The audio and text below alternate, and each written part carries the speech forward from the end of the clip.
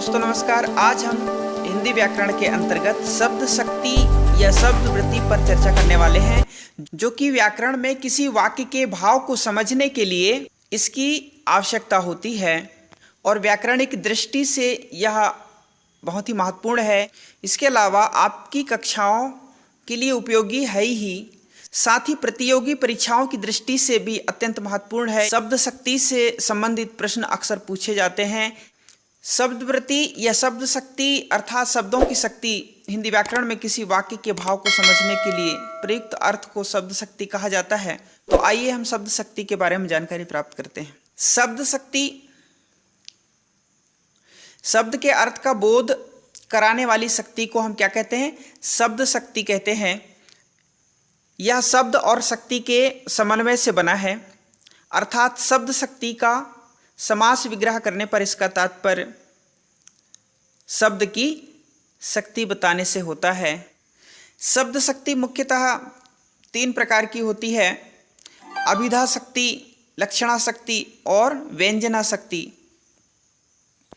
आइए अभिधा शक्ति क्या है देखते हैं। जब किसी शब्द का वही अर्थ निकले जो सामान्य तौर पर प्रचलित हो, वहाँ अभिधा शक्ति होती है। मतलब यदि हम कहें जब किसी शब्द का सीधा सीधा अर्थ निकले या वही मतलब हो, तो हम उसे क्या कहते हैं? अभिधा शक्ति कहते हैं। उदाहरण देखिए, अपने घर से सबको प्रेम होता है। अब यहाँ जैसे घर से सबको प्रेम होता है, तो घर का मतलब क्या होगा? निवास। यहाँ कोई अलग अर्थ नहीं हुआ। तो इस प्रकार के जो वाक्य होंगे, वाक्यों में जो शब्द प्रयोग लाए जाएंगे या लाए जाते हैं, वे किस शक्ति के अंतर्गत होंगे?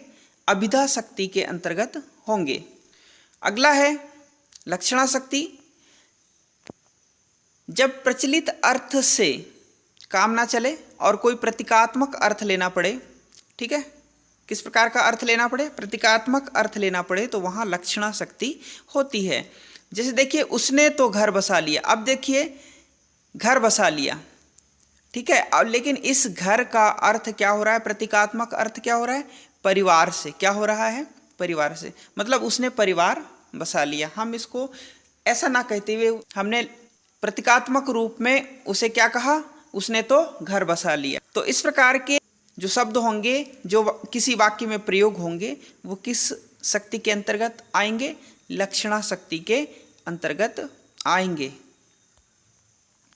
इसी प्रकार व्यंजना शक्ति, जहां अभिधा के प्रचलित अर्थ लक्षणा के प्रतीकात्मक अर्थ से भी हमारा काम ना चले, अर्थात अभिव्यक्ति ना हो, जो हमारी प्रस्तुतिकरण है या जो हम प्रस्तुत करना चाहते हैं वह पूर्ण ना हो, तो वहाँ स्थिति, काल अर्थात समय और वातावरण के आधार पर अर्थबोध के लिए व्यंजना शक्ति की आवश्यकता होती है। देखिए, शाम हो गई ये साधारण हम कह रहे हैं, लेकिन इसका अलग अलग स्थिति, काल, वातावरण में अर्थ भी क्या हो रहा है? भिन्न भिन्न होता है। जैसे देखिए, गडरियों के लिए शाम हो गई का अर्थ क्या होगा? गायों को लौटाने से तात्पर्य होगा। छात्रों के लिए छुट्टी का समय, शाम हो गई तो विद्यालय से क्या हो जाएगी? उनकी छुट्टी हो जाएगी। तो ऐसा हम कह सकते हैं, छात्रों के लिए छुट्टी का समय हो गया और खिलाड़ियों के लिए खेल का समय। तो इस तरह से व्यंजना शक्ति में हम प्रयोग करते हैं।